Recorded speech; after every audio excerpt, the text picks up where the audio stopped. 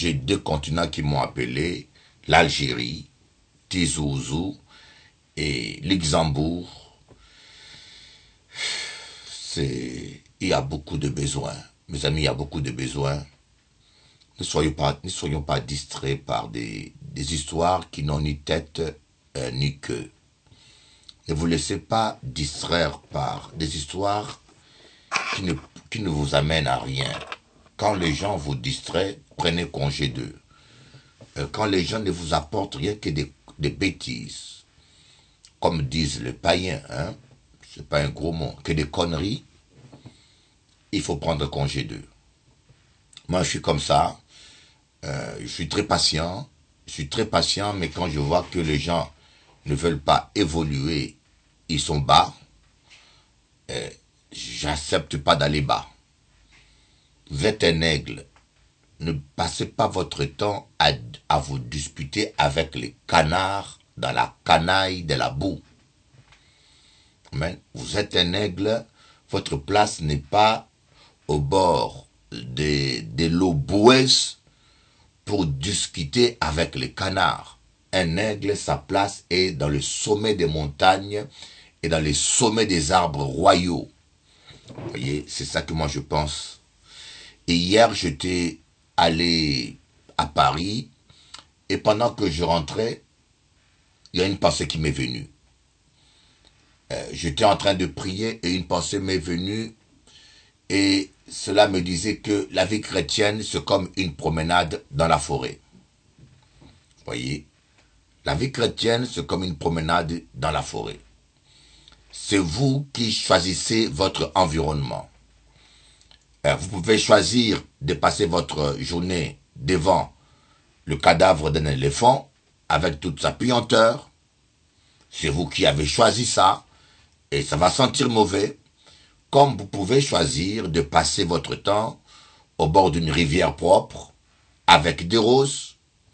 Comme vous pouvez choisir d'aller fréquenter les loups ou des lions pour vous faire dévorer.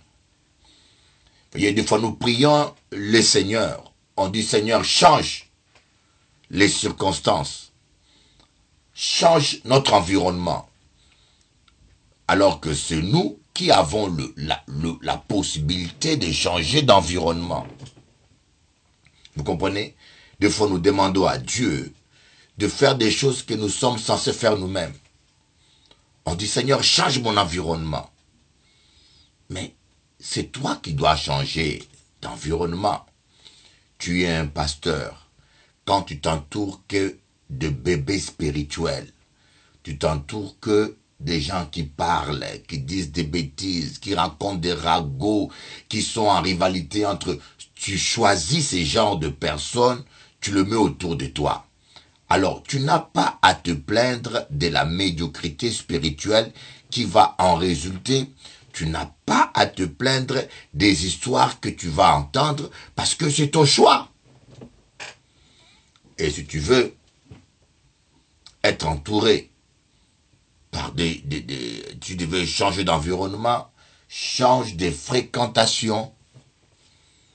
C'est la raison pour laquelle dans le psaume 1, on dit « Heureux l'homme qui ne s'assoit pas sur le banc de mon cœur. » Heureux l'homme qui ne s'assoit pas. Tu ne peux pas aller t'asseoir sur le banc de mon cœur et dire « Oh Seigneur, j'en ai assez, trop des histoires, trop de problèmes, trop de rencontrages. Oh Seigneur, change l'environnement, Seigneur, change. Au nom de Jésus, Satan va-t'en. » Non, Satan n'a rien à voir. Tu es allé t'asseoir sur le banc de mon cœur. C'est toi. C'est ta responsabilité de choisir où tu vas t'asseoir. Mais la Bible dit, heureux l'homme qui ne s'assoit pas. Donc tu as la possibilité de ne pas t'asseoir sur le banc de mon cœur.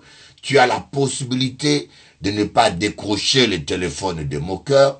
Tu as la possibilité de ne pas donner ton temps au mon cœur. Comme je dis, mes amis, des fois, nous nous plaignons des traîtres. mais nous prenons plaisir à fréquenter des traites.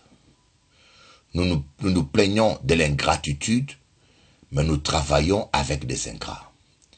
Quand vous voyez quelqu'un avec qui vous travaillez, il est ingrat, et qu'il ne vous aime pas, et qu'il cherche à vous détruire, vous avez le choix de travailler avec quelqu'un qui vous aime, qui cherche à vous bénir, ou bien vous avez le temps de donner à la personne qui ne vous aime pas le temps de vous détruire. De continuer à exposer. Quand l'apôtre Pierre dit, ne donnez pas accès aux démons, il parlait de quoi? Il parle de ce genre de choses. Ne donnez pas accès aux démons. Il y a des endroits où vous allez, vous donnez accès aux démons. Vous ne péchez pas, hein, mais vous donnez accès aux démons. Quand vous allez dans une boîte de nuit, vous donnez accès aux démons. Parce que dans une boîte de nuit, les gens viennent chercher les femmes, les gens viennent tromper leurs femmes, et certaines même vont chercher la bagarre. Alors, si vous donnez accès aux démons, vous êtes un homme de Dieu, vous êtes un enfant de Dieu, vous vous exposez en est là dans tel endroit, les démons vont se dire, mais qu'est-ce que celui-là vient faire ici? Vous voyez, quand les païens vont là-bas, les démons sont contents, ils disent, ce sont nos esclaves. Ce sont nos esclaves, on va les enivrer. Mais toi, un enfant de Dieu, tu vas là-bas, on dit, mais qu'est-ce que les démons disent, mais qu'est-ce que celui-là vient faire ici? Mais celui-là qui nous a chassés, c'est celui-là qui nous lie toute la nuit. C'est celui-là qui nous dérange, qui nous combat. Alors, cassons-lui la tête. Vous serez étonnés, les païens vont là-bas, tout se passe bien. Mais toi, tu mets ton pied là, ça tourne mal. Ou tu es malade, ou quelqu'un t'agresse, ou un problème t'arrive. Mais en fin de compte, on dit, mais Seigneur, où étais-tu? Mais moi, je te dirais plutôt, où es-tu toi allé? Nous donnons accès aux démons. Nous donnons accès aux cancans. Nous donnons accès à la trahison. Je peux vous dire que la vie est belle. La vie est belle. La vie est belle, mes amis. Je ne sais pas pourquoi je parle de ça. Mais je le sens dans mon cœur que la vie n'est pas si compliquée. Voyez, la vie d'un homme, c'est comme un jardin que Dieu vous donne. Dieu vous donne un jardin, il vous dit, plantez ce que vous voulez. Alors, vous voulez avoir des gens méchants, vous plantez des mauvaises choses dans votre jardin, hein? Vous cultivez mal votre jardin, vous acceptez des relations. Jésus a vu un figuier stérile, le Fils de Dieu. Il a vu un figuier stérile qui ne lui était pas utile, il a maudit. Il a maudit. Vous comprenez? Ne gaspillez pas votre temps avec des relations stériles, avec des gens stériles. Ne gaspillez pas votre temps. Moi, quand je suis en relation avec quelqu'un, je fais un bilan. Je dois apporter quelque chose à la personne. Et la personne doit m'apporter quelque chose. Sinon, ce qui va vous arriver, vous allez passer votre temps à servir Dieu, à travailler avec de mauvaises personnes, ou à aider des mauvaises personnes, et en fin de compte, un jour vous serez découragé et déçu. Vous serez découragé, vous allez dire, j'ai servi Dieu, les gens sont mauvais, les chrétiens sont mauvais, on m'a fait ça, les pasteurs sont comme ça. Vous voyez, vous serez déçu parce que c'est vous. Moi je dis plutôt, ce n'est pas Dieu, c'est vous-même qui avez mal choisi vos fréquentations. Même quand vous s'aimez, vous devez s'aimer sur une bonne terre. Oui. Ne s'aimez pas sur une mauvaise terre. Même moi, quand je vais prêcher sur une bonne terre. Je sers Dieu, je veux que le fruit de mon ministère demeure. Voyez, vous s'aimez quand la terre est bonne et vous êtes sûr que la semence va pousser. Et si la terre est mauvaise, ne s'aimez pas du tout. Vous gaspillez votre temps. Voyez, vous allez donner votre argent à des méchants. Vous allez donner votre temps à des gens qui ne valent pas la peine. Et demain, quand on va te jeter, tu vas commencer à pleurer. Je suis sûr que Dieu t'a donné la vie comme un cadeau. La santé est un cadeau. Ne gaspillez pas votre temps.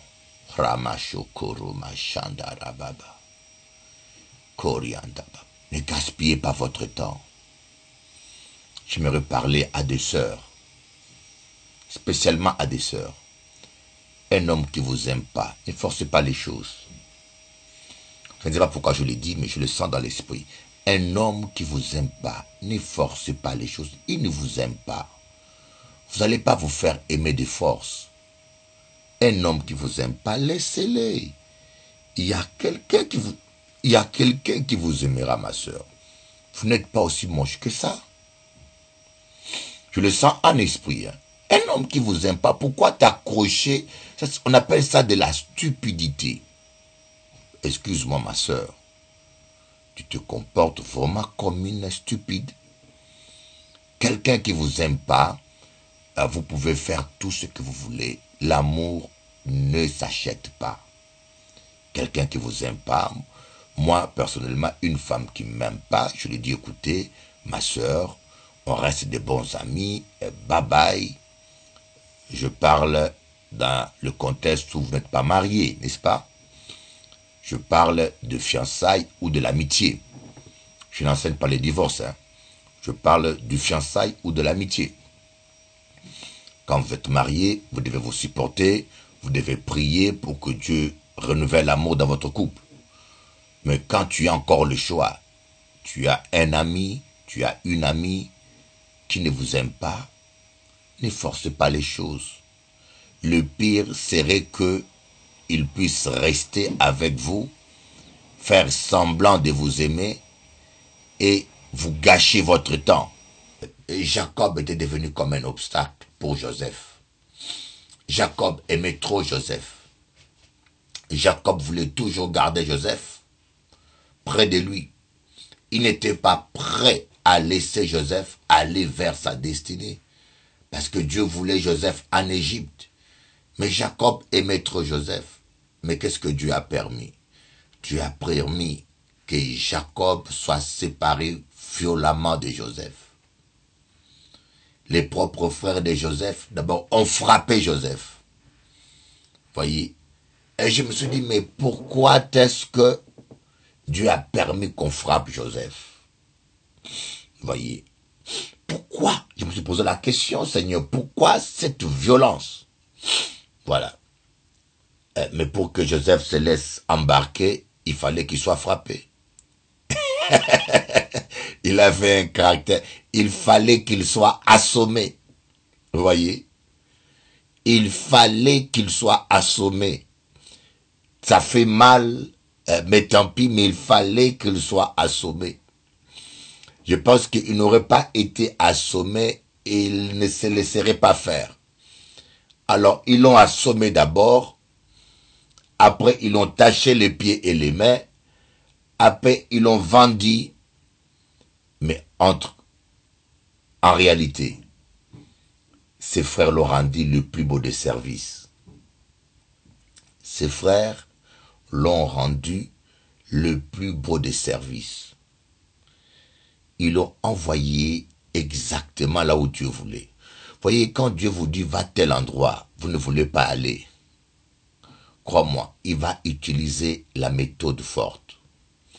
Quand Dieu vous envoie un serviteur ou un pasteur ou un messager, vous ne voulez pas l'écouter, vous ne voulez pas l'obéir. Vous rejetez le message, il vous reste que le jugement. Après vous allez dire, mais pourquoi telle chose grave nous est arrivée? Où était Dieu? Mais Dieu vient. Dieu n'a pas plaisir à vous voir souffrir. Dieu n'a pas plaisir à vous voir humilier. Mais des fois, Dieu n'a pas le choix. Regardez Joseph. On l'a frappé un bâton dans la nuque. Quand il était assommé, on l'a attaché et on l'a envoyé en Égypte. Mais Joseph a compris ça. Joseph a dit à ses frères un jour, plus tard, il dira à ses frères, qui sait si Dieu a permis que vous me trahissez, que vous me vendez comme esclave, afin que je sois là aujourd'hui, que je vous sois en aide. J'en suis convaincu. Parfois même les choses désagréables qui t'arrivent aujourd'hui, tu ne comprends pas. Un jour tu comprendras. Un jour tu comprendras. Toutes choses concourent au bien de ceux qui aiment Dieu. Toutes choses concourent au bien de ceux qui aiment Dieu. Je crois fermement à cette parole. Toutes choses concourent au bien de ceux qui aiment Dieu. Merci Jéhovah pour les trahisons. Merci Jéhovah pour les méchancetés. Merci Jéhovah pour les portes fermées, pour les portes ouvertes. Merci Jéhovah. J'aimerais dire comme Joseph, merci pour ce frère qui me trahisse. Merci pour ce coup de bâton derrière la nuque. Merci Seigneur. Mes amis, Handa Shokoto Maïta Kaba Rando Koba. Mais est-ce que tu crains Dieu? C'est ça le plus grand problème, mes amis. Est-ce que tu crains Dieu? Est-ce que tu crains Dieu? L'Éternel Jéhovah peut déplacer les montagnes devant toi. Il peut même arrêter le soleil. Oh my God. Dieu avait décidé que Josué devait exterminer ses ennemis. Et le soleil est allé se coucher. Dieu a attrapé le soleil. Il a arrêté le soleil. Bon, quelque part, cela paraît illogique. Je dirais plutôt Dieu a arrêté les systèmes solaires. Voyez, parce que tout dans l'univers est en équilibre. Dieu a arrêté tous les systèmes solaires pour une seule raison, parce que Dieu voulait que Josué vive sa victoire. Mes amis, si le soleil se posait à ta victoire, si la lune refusait ta victoire, si la terre refusait ta victoire, Dieu va les arrêter, mon ami. Est-ce que tu peux croire cela? Harakamashita kamashanda bakondo ondaba shabababababababababa orakatokoro bashikata kamashanda. Est-ce que tu peux comprendre ça? Tu as un grand Dieu. Tu as un grand Dieu. Kariando Korianda Baba. Je sens l'onction du Saint-Esprit. Tu as un grand Dieu. Rekabashoto Kamashondo Ramashata Koria. David dit, je lève mes yeux vers les montagnes. D'où me viendra les secours? Les secours me viendra de l'Éternel qui a créé les cieux et la terre. Voyez, rappelle-toi que ton Dieu, ton Père, il est celui qui a créé les cieux et la terre.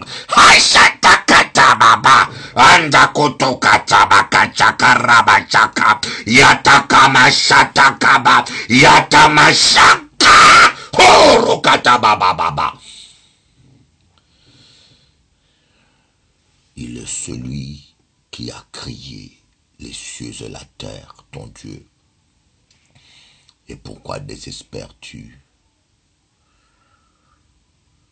Pourquoi désespères-tu? Pourquoi? Qu'est-ce qui est impossible à Dieu, mes amis? Je vous dis bien, le problème, c'est pas les circonstances, c'est pas la tempête, c'est pas la chaleur, c'est pas le désert. Le problème est dans ton cœur. Est-ce que tu crains l'Éternel? Parce que la parole de Dieu dit toutes choses concourent au bien de ceux qui aiment Dieu. Dieu transforme les coups bas, les trahisons, les méchancetés. Dieu transforme tout cela à ton avantage. Voyez la vague qui vient pour noyer le surfeur. Le surfeur utilise cette vague pour surfer, pour avancer. Vous voyez, un surfeur est en face, une vague se soulève et qui vient contre lui. Mais celui qui surfe sous la vague utilise la vague pour avancer et faire ses figures. Et c'est un peu ça. L'ennemi soulève la vague, soulève l'opposition, soulève la jalousie. Voyez, Saül était jaloux de David. Il a cherché à tout prix à détruire David. Rappelez-vous de ça. Mais qu'est-ce que Dieu a fait? Qu'est-ce que Jéhovah a fait? Dieu a utilisé cela. Dieu a utilisé cette persécution, cet harcèlement pour forger le caractère de David. David, pendant 17 ans, Dieu l'a brisé, Dieu l'a façonné. C'est-à-dire que ces mauvaises circonstances qui paraissent mauvaises, c'était une école pédagogique de la royauté. Dieu apprenait à David à dormir dans les grottes. Dieu apprenait à David qu'est-ce que c'est que l'insécurité. Dieu apprenait à David la vanité de l'existence. Mais Saül, lui, il pourchassait David. Mais quand le temps de la formation de Dieu est terminé, Saül est mort. Et David a pris la royauté. Et quand David a pris la royauté, je vous dis, c'était un roi selon le cœur de Dieu. Voyez. Alors que Saül, qui n'était pas passé par le brisement, n'était pas un roi selon le cœur de Dieu. C'était un roi charnel qui aimait sa royauté plus que Dieu, qui aimait tout le temps plaire au peuple. Quand il a commencé à prier, avant que Samuel arrive, il a dit, j'ai vu que le peuple s'en allait, c'est pour cela que je n'ai pas obéi à ton ordre. Quand il est allé tuer le roi, au lieu de tuer le roi Gag et tous les brebis, le cheptel de ces gens, il a voulu faire plaisir au peuple. Voyez, les pasteurs qui n'ont pas été brisés, les chrétiens qui n'ont pas été brisés cherchent toujours à faire plaisir au peuple. Au lieu de prêcher la vérité, ils prêchent des choses que le peuple aime entendre. Voyez, on est prêt à tous les compromis pourvu que l'église reste remplie. Shabara yondoro kandara baba yondoro. Orama yotokoria.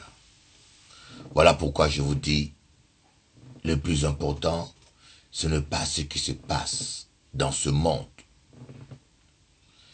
Le plus important, c'est ce qui se passe dans ton cœur.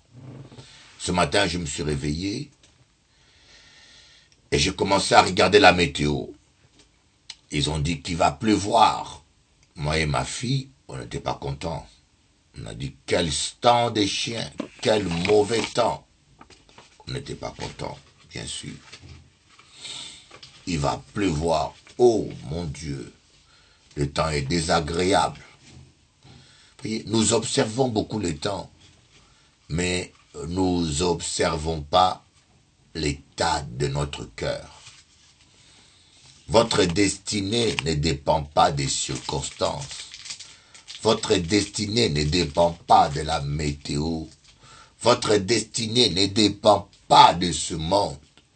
Votre destinée dépend de l'état de votre cœur.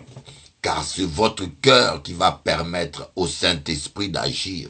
C'est votre cœur qui va permettre à Dieu d'intervenir. C'est votre cœur qui va permettre à Dieu de vous sauver. En croyant du cœur, en confessant de la bouche, en croyant du cœur. Tout vient du cœur. C'est l'état de votre cœur. Voilà pourquoi la Bible dit, garde ton cœur plus que toute autre chose. Parce que c'est d'elle que dépend ta destinée. Mais qu'est-ce que nous faisons? Pardonnez-moi pour les femmes. Les femmes gardent plus. Beaucoup de femmes gardent plus leur visage que leur cœur. Oui. Il y en a qui gardent leur visage plus que toute autre chose. Il y en a qui gardent leur poids. Oui, vous voulez avoir le poids qu'il faut, n'est-ce pas? On n'est pas contre. Mais vous voulez garder votre poids plus que toute autre chose. Mais moi, je vous dis, garde votre cœur. Garde ton cœur plus que toute autre chose. Alléluia. Nous te bénissons, Seigneur. Nous te rendons grâce. Nous t'élevons. Nous te magnifions. Nous t'exaltons. Béni sois-tu, Jésus. Béni sois-tu, Jésus. Béni sois-tu, Jésus. Béni sois-tu, Seigneur. Apprends-nous à te faire confiance. Pourquoi tu es inquiet? Voilà ma question, pourquoi tu es inquiet? Parce que tu regardes trop les circonstances. Tu regardes trop à la hauteur de ce problème. Mais dis-toi qu'il n'y a aucun problème trop grave pour Dieu. Imaginez-vous que des gens, dans le psaume 2, on dit les princes, pas n'importe qui, des princes, s'assoient pour parler contre l'Éternel et son Messie. Et Dieu, il rit. Il rit. Il ne prend pas ça au sérieux. Dieu, il rit. Toi, tu es là, tu regardes ta facture. Ah, Seigneur, comment je payerai ma facture? Ah, Seigneur. Et parfois même, tu perds le sommeil. Mais la Bible dit que quand Dieu voit ta facture, il rit. Il rit. Parce que ton problème n'est rien devant Dieu. Tu dis, ah, la vie est difficile. C'est dur de trouver un travail, une salle. Mais j'aimerais te dire, ton problème n'est rien devant Dieu. Si Dieu veut te nourrir, il est prêt même à mobiliser le corbeau pour te nourrir. Il est prêt même à ouvrir la bouche d'un âne pour te parler. Il est prêt même à faire souffler le vent pour que les cailles tombent là où tu es. Oh!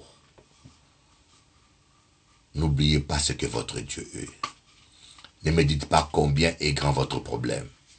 Dites-moi combien est grand votre Dieu. Ne me dites pas combien est grand votre problème. Dites-moi combien est grand votre Dieu.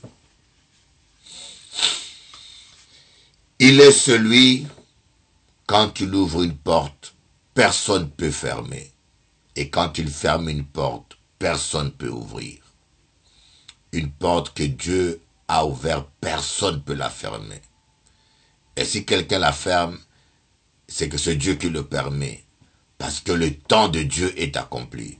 Parce que Dieu peut-être s'est rendu compte que tu as réussi ta mission. Il veut te confier une plus grande mission. Il veut t'ouvrir une plus grande porte. Où est le drame?